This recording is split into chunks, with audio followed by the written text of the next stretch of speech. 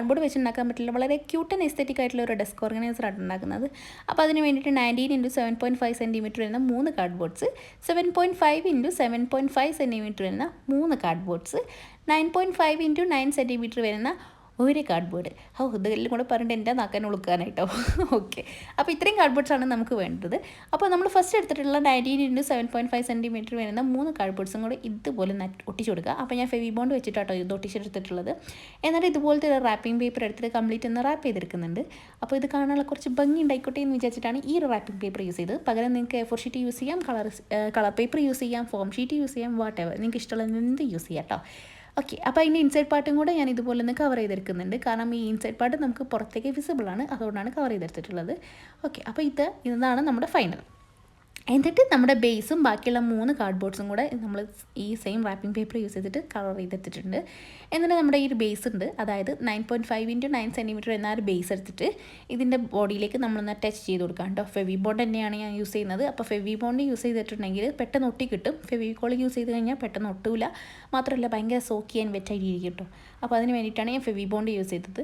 പിന്നെ നിങ്ങൾക്ക് പകരം വേണമെങ്കിൽ ഗ്ലൂ ഗണ്ണും യൂസ് ചെയ്യാം കേട്ടോ. അപ്പോൾ നമ്മുടെ ഈ ഒരു ബേസ് ഞാൻ ഒട്ടിച്ചെടുത്തിട്ടുണ്ട്. ഇനി ബാക്കിയുള്ള 3 കാർഡ്ബോർഡ്സ് ഉണ്ടല്ലോ, അത് 3 നമുക്ക് ഇതിലേക്ക് ഒട്ടിച്ചു കൊടുക്കാം. അപ്പോൾ അതിൽ ഒരു കാർഡ്ബോർഡ് എടുത്തിട്ട് ഞാൻ വളരെ സ്ട്രെയിറ്റ് ആയിട്ടാട്ടോ ഞാൻ ഒട്ടിച്ചെടുക്കുന്നത്. അപ്പോൾ ഇത് ഞാൻ അങ്ങനെ സ്ട്രെയിറ്റ് ആയിട്ട് ഒട്ടിച്ചതെന്ന് വെച്ചിട്ടുണ്ടെങ്കിൽ അതിൻ്റെ താഴെ ഒരു ഡ്രോയർ വരുന്നുണ്ട്, അതിന് വേണ്ടിയിട്ടാണ് അങ്ങനെ ഒട്ടിച്ചത്.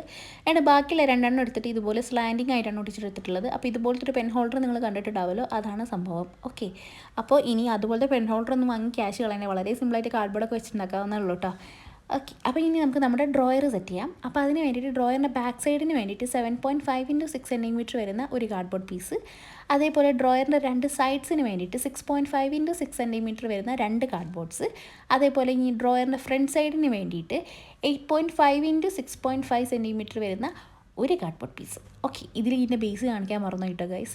അപ്പോൾ അത് 6.5x6.5 സെൻറ്റിമീറ്റർ വരുന്ന ഒരു കാർഡ്ബോർഡ് പീസ് ആട്ടോ നിങ്ങൾ അതിനെടുക്കേണ്ടത്.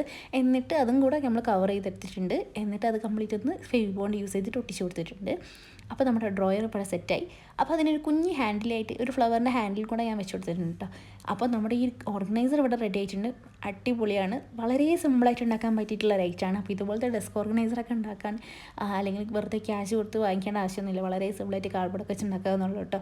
അപ്പോൾ നിങ്ങളുടെ എല്ലാവരുടെ വീട്ടിലുണ്ടാവും ഇതുപോലെ അരഞ്ഞ് തിരിഞ്ഞ് നടക്കുന്ന കാർഡ്ബോർഡ്. അപ്പോൾ അതിനൊക്കെ ഒരു മോക്ഷം കൊടുക്കുകയും ചെയ്യാം, നിങ്ങൾക്ക് ഇതുപോലെ ഒരു അടിപൊളി ഓർഗനൈസർ ഉണ്ടാക്കുകയും ചെയ്യാം കേട്ടോ. അപ്പോൾ എല്ലാവരും ട്രൈ ചെയ്ത് നോക്കുക. അപ്പോൾ ഈ ക്രാഫ്റ്റ് ഇഷ്ടമായിട്ടുണ്ടെങ്കിൽ ലൈക്ക് ചെയ്യാൻ മറക്കണ്ട. പിന്നെ നമ്മുടെ ചാനൽ നിങ്ങൾ ആദ്യമായിട്ടാണ് കാണുന്നതെന്നുണ്ടെങ്കിൽ, അല്ലെങ്കിൽ നമ്മുടെ ചാനൽ ഇതുവരെ സബ്സ്ക്രൈബ് ചെയ്തിട്ടില്ല എന്നുണ്ടെങ്കിൽ സബ്സ്ക്രൈബ് ചെയ്യുക. പിന്നെ ഇതുപോലത്തെ എന്തെങ്കിലും ക്രാഫ്റ്റ് ഐഡിയാസൊക്കെ നിങ്ങൾക്ക് ഉണ്ടെന്നുണ്ടെങ്കിലൊക്കെ കമൻറ്റിൽ വന്ന് അറിയിച്ചിട്ടുണ്ടെങ്കിൽ നമുക്ക് ട്രൈ ചെയ്ത് നോക്കാം കേട്ടോ. പിന്നെ നമ്മുടെ ക്രാഫ്റ്റ് വീഡിയോസൊക്കെ നിങ്ങൾക്ക് ഇഷ്ടമാണെന്നുണ്ടെങ്കിൽ അതിനെ പറ്റിയിട്ടുള്ള അഭിപ്രായങ്ങളൊക്കെ കമൻറ്റ് സെക്ഷനിൽ വന്ന് അറിയിക്കുക. അപ്പോൾ ഇന്നത്തേക്ക് ഇത്രയേ ഉള്ളൂ. Bye bye.